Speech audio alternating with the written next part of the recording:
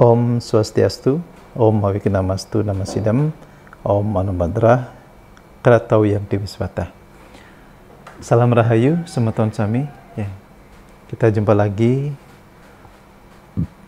pada kesempatan yang baik ini. Jadi di video kali ini kembali yang akan mengulas tentang kelahiran. Ya. Karena kita lahir ke dunia ini, kita berbekal wasana karma. Dari mana datangnya sumber-sumber yang membuat hidup kita menderita. Nah, ini yang perlu kita pahami. Nah, jadi kelahiran ini nanti yang kita bahas ini juga bagian dari wasana karma, yaitu kelahiran melik. Ya. Bagaimana cara menangani, bagaimana cara menebus, ya. Sehingga kelahiran, bekal kelahiran yang kita bawa ke dunia ini tidak menimbulkan suatu penderitaan. Nah, kalau boleh dikatakan ini adalah salah satu penyebab. Jadi seseorang itu mengalami penderitaan, kesulitan di dalam hidup, bahkan sakit yang tak rasional. Jadi ketika sakit itu didiagnosa, dibawa ke dokter, bahkan tidak kelihatan ada penyakit apapun. Nah, jadi kelahiran apa saja yang tergolong melik? Kelahiran melik itu ada 3 jenis. Itu kelahiran melik adnyana, kemudian ada kelahiran melik ceciren, kemudian ada kelahiran melik pelekadan atau kelahiran. Okay. Nah, kalau melik adnyana, jadi yang mana saja yang tergolong melik adnyana?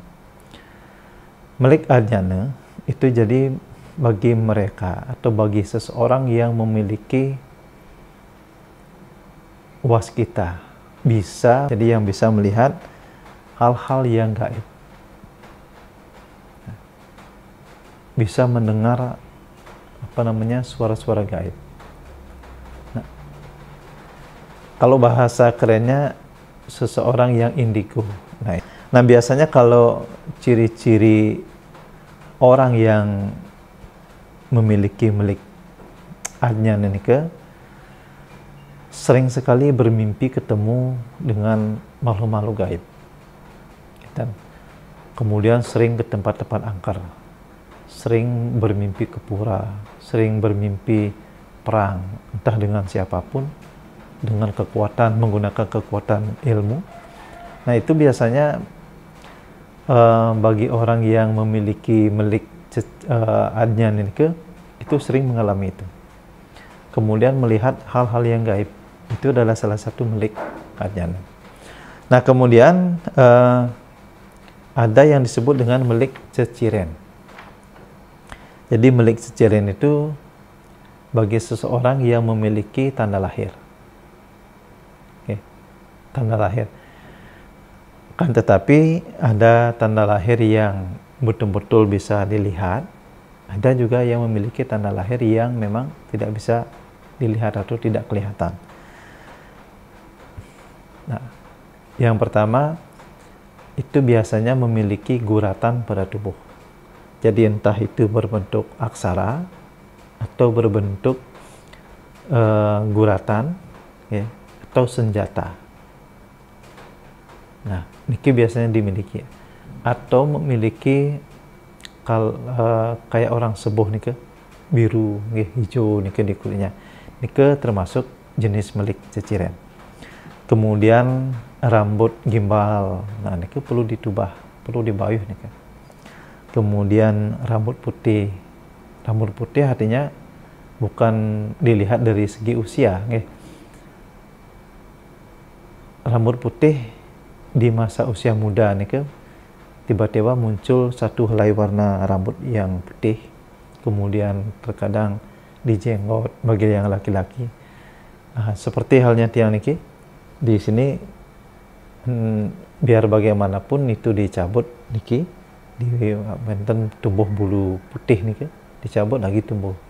Nah, niki salah satu melik ceciren. Okay.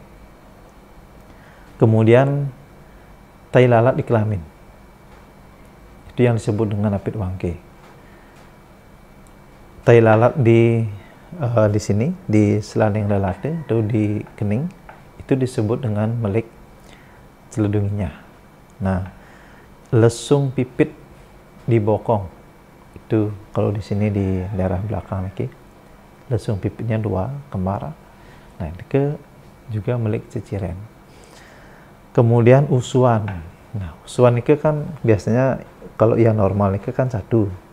Kemudian di sini kalau kita banyak menjumpai orang ya. Mungkin semeton juga sering melihat kalau ada seseorang yang memiliki usuan lebih dari 1 bahkan 3 usuan. Nah, ini juga termasuk milik ciciren. Kebanyakan kalau orang yang memiliki usuan lebih dari 1, coba nanti perhatikan, itu biasanya tabiatnya agak agak bengal. Jadi ciri karakter orang itu biasanya agak bengal. Nah, jadi ini usuan kali 3 ini termasuk milik ciciren. Kemudian jeriji. Siapapun seorang yang memiliki jeriji lebih, ini jari-jari tangan ini lebih dari 5, bahkan di jempol ini kebanyakan tubuh memiliki jempol 2. Nah, ini juga milik ciciren. Kemudian lidah poleng. Lidah poleng ini disebut dengan milik Durga. Biasanya diinginkan bercak-bercak hitam ya, atau bahkan mesepak seperti ular, ini juga milik ciciren. Nah, yang terakhir ada milik pelekadan. Jadi milik pelekadan ini yang banyak sekali, atau milik kelahiran, termasuk milik wuku. Jadi wuku-wuku yang dimasuk milik ini wuku wayang, kemudian tambir, medangkungan. Nah, ini bale. Nah, ini milik wuku namanya. Kemudian anak tunggal bersaudara 1, laki-laki atau perempuan. Jadi anak tunggal ini memiliki 1 anak tunggal, laki atau perempuan. Kemudian tibe sampir atau semayut. Jadi kelahiran orang yang pada waktu lahir ini kelilit pusar. Kemudian tibe angker sama dengan semayut, cuma pada waktu lahir ini dikatakan tidak menangis. Tidak ada tangisan pada waktu saat lahir. Kemudian jempine. Jadi ternyata anak prematur itu juga termasuk golongan milik. Kemudian lahir di tengah perjalanan. Itu disebut dengan margane. Margane ke jalan. Jadi siapapun orang yang lahir tepat di dalam perjalanan, itu disebut dengan milik margane. Kemudian wahana, lahir di tengah keramaian. Kemudian ada julung wangi. Julung wangi ini kelahiran orang yang lahir pada saat matahari terbit. Tepat matahari terbit, anak itu lahir. Nah, itu disebut dengan julung wangi. Nah, kemudian kalau kelahiran julung sungsang, itu lahirnya seseorang pada waktu tengah tepat. Jadi tengah tepat ini pas bajak suri atau jam 12 siang. Itu disebut dengan kelahiran julung sungsang. Nah, kemudian ada kelahiran julung sarap, julung caplok. Itu lahir pada tepat sandikali atau sandikawan. Itu namanya julung caplok. Kemudian ada walike, orang kerdil, wujil, itu orang cebol. Kemudian ada kembar, kelahiran kembar. Kemudian ada kembar buncing atau dampit.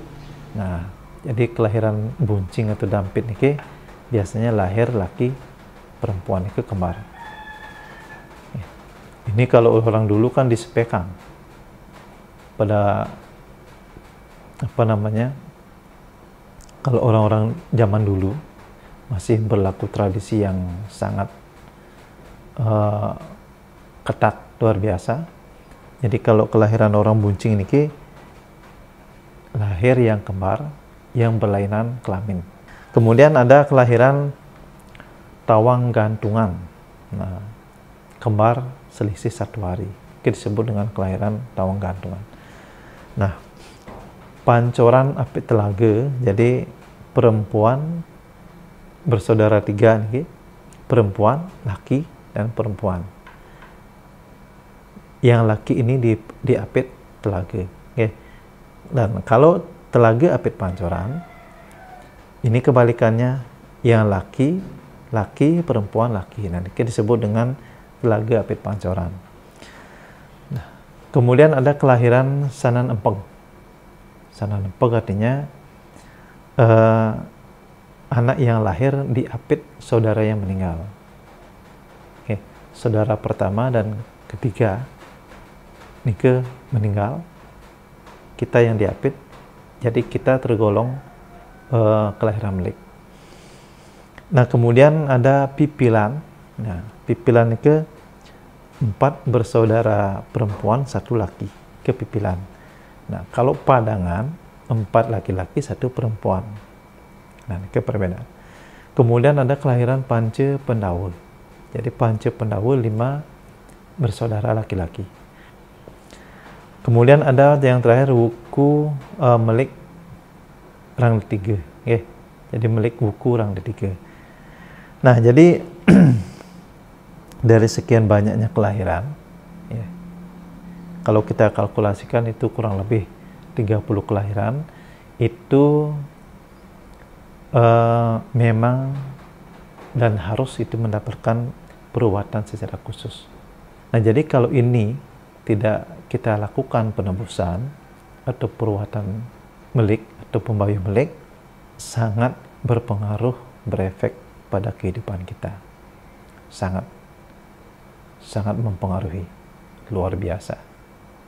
Jadi tidak sedikit orang yang mengeluh tentang keadaan hidupnya, baik penderitaan yang dirasakan, kesulitan yang dialami, kemudian sakit yang tak kunjung sembuh, yang tak masuk akal, sakit yang tak rasional, di luar daripada logika kita.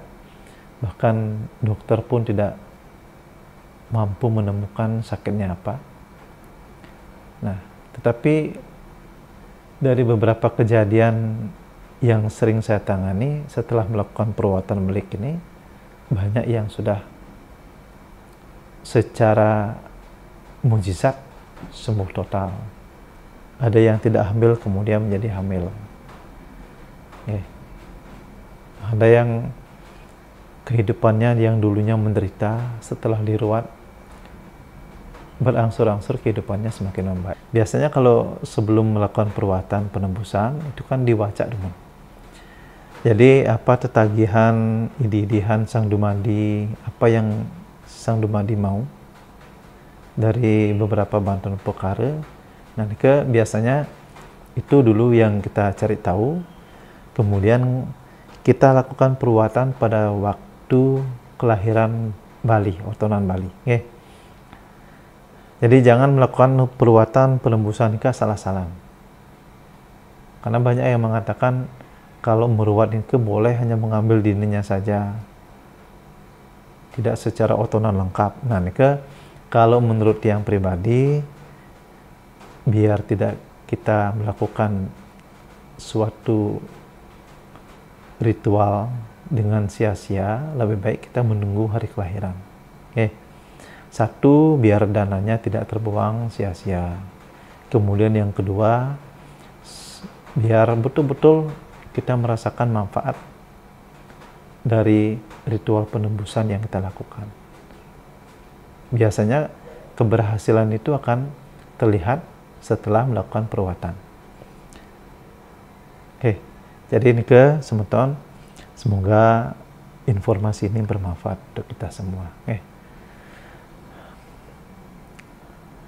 Yang sina bantu para masanti.